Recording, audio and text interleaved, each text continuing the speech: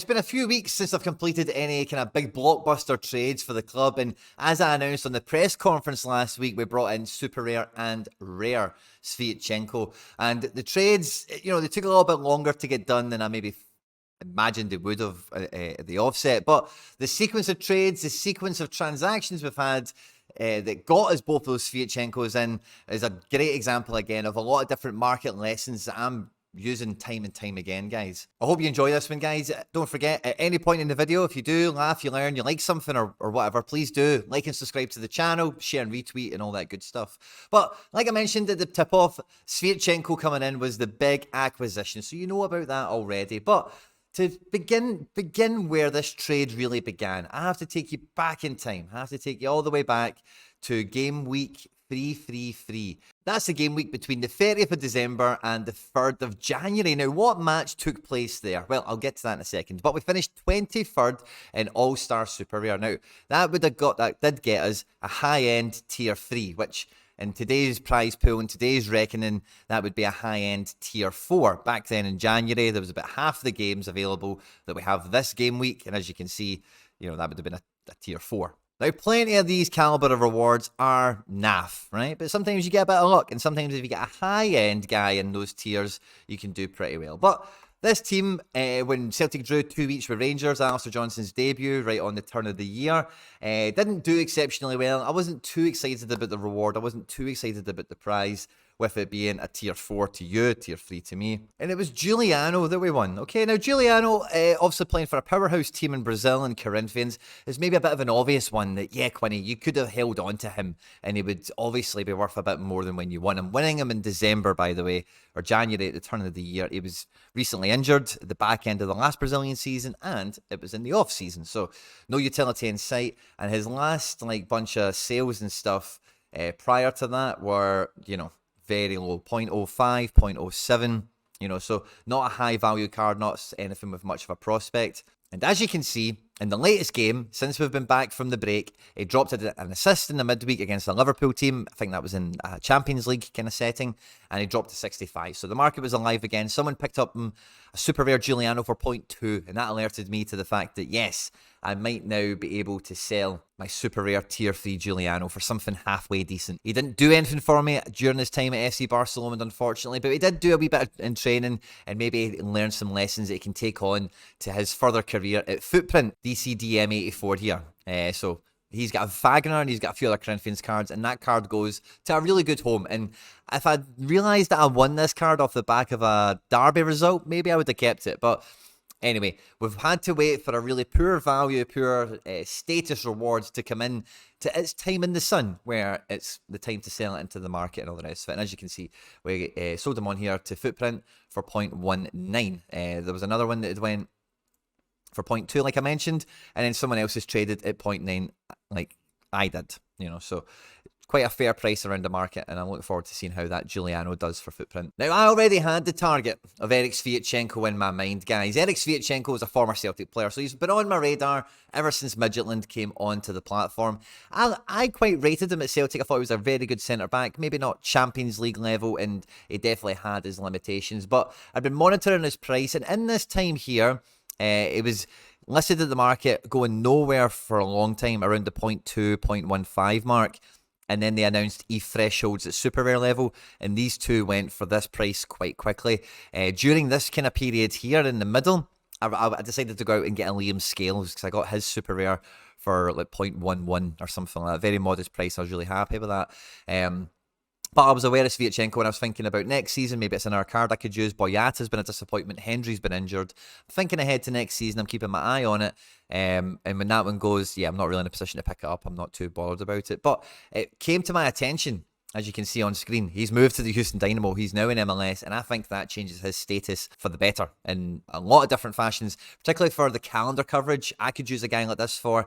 I needed a guy for non-EU periods, strong centre-back ideally. I've got so many full-backs in my club that I am aware and trying to deliberately acquire some more centre-backs. So another one, someone panic sells him in the recent slump we've had for 0.12, and unfortunately I just didn't have a wallet. This thing was on the market for like 7 hours and it was gone, and I was so gutted. Now, the only other one that was available on the market was held by Mr. Swap, who's the latest, let's say, character in this story along with Giuliano. Now, he held this Sviatchenko, and I sent this guy tons of offers. He's Mr. Swap. He's got his rules up here, and I'm sending him offers, really fair offers, card only with no Ethereum, trying to get a deal done for Sviatchenko before that guy panic sold at 0.12. So for like a month or so, I was trying to get this done quicker, maybe do it in a video and stuff as well. Obviously, as soon as I realise he's at Houston, I'm got a sense of urgency to get this deal done personally. So anyway, once I get the Ethereum in for the Giuliano deal, I go back to Mr. Swap, and I now know I can get a deal done, because even though all the card iteration offers I was sending him, even though they were wildly in his favour, and in terms of these terms that he puts up, I was way ahead of them all, and they were just getting flat rejected. No counters, no nothings, no DMs, doesn't respond to communications, nothing. But I get the Ethereum in for the Giuliano sale, so I know I can now make a deal happen. But I want to get the deal like anyone else out there would. I want to get him as close to 0.12. That was the panic sell on the market, and by this guy's rules, whenever I'm trying to give him stuff, that's the sort of criteria that cards are valued against. So, you know, I'm just trying, I'm going into this arena playing by the same rules as this guy here. But alas, that entire time, before Ethereum was brought into the trade, no dice, no discussion, no nothing. And I was throwing Unique Mulgrew at this guy, James Ward-Prowse, a bunch of super rares that are playing. Guys, you know, I don't have bad players in my gallery. You can go and check it out. 3-4 card offers going nowhere. So anyway, I get the Ethereum. I'm quite cautious that I don't want to give over more than 1.2, 0.12, because that's where I see market value is now being set by the market, by everyone else, really. It's about getting the Sviatchenko off Mr. Swap, with parting with as little leaf as possible, but obviously, you know, getting him to accept the offer still. Almost at the exact same time that as all of this happens, the latest character of the story enters the fray, and that is Robert Snodgrass. Now, I've had this Robert Snodgrass at FC Barcelona for almost 3 years. I paid like £12 for him, and he's been a very valuable servant to the club. He has won a bunch of Ethereum thresholds, as you can see, and he's helped me win one card, an Alice So, that was sold for a couple of quid, you know. So very valuable card for me personally. Did very, very well for me this season. But as you can see on the market, because of his age, not really going anywhere anytime soon.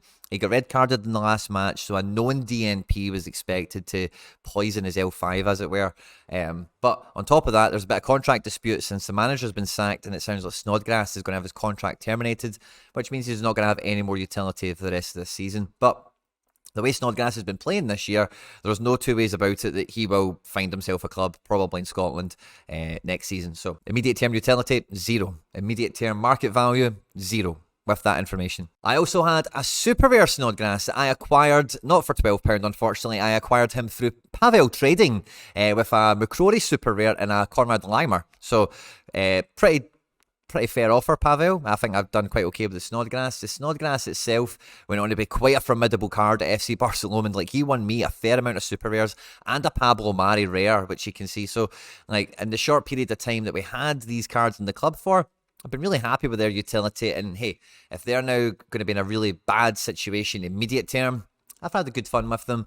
The horizon was always calling for these cards anyway, and who better to trade them to than a trader that's trying to play bunny buggers. So I don't know how he was valuing Snodgrass, by the way. I've got no idea, because he's not getting any sort of average in the market or whatever. So I really have no idea how we valued him, to be honest with you. But we managed to get a deal over the line with both the Snodgrasses in the deal, 0.09 Ethereum, and then Ian Harks, who's actually a pretty decent player, but it's just SRD values are rotten. He's actually picked up a decisive action about an hour before I recorded this, so he's had really talented, you know, he's a good card to have. So that got me the Sviatchenko in, and that was all good. But I felt so good about myself. I thought, you know what, I got under that budget. How much can I go and get a rare for? And there was a rare out on the market for, I tried to get it on the cheap, but I ended up just getting an itchy trigger finger and just buying it for 0.0295. You know, so basically 0.13 got me the super and the rare, and also pocketed a little bit of change off the Giuliano deal, which was lovely. Snodgrass, immediate term utility, market value also very low, and Harks is a good card, and we've parted with a bit of money, you know, so hey, it is what it is. The cycle of the market has moved round, but what I've brought in is what I think is going to be a very powerful centre defender in Champion America that is, at the moment, a limit print card, which always has an extra bit of spice, an extra bit of juice on it. On top of that, of course, it's a card that I know a little bit about. I've seen this guy play a lot of football, and he fits the club, he fits the strategy, and I'm made up about it overall as a deal, and I'm looking forward to seeing how powerful Sviatchenko can be for me and my club over the summer period. I hope you've enjoyed this one, guys. I hope there was something in here that was useful for you, maybe made you laugh or learn something or whatever, I don't know. Let me know what you think in the comment section down below. If I came out with a W or an L off of this sequence of events, let me know. Don't forget to like and subscribe to the channel. Stay out of trouble, and I'll catch you on the next one. Take care. Bye-bye.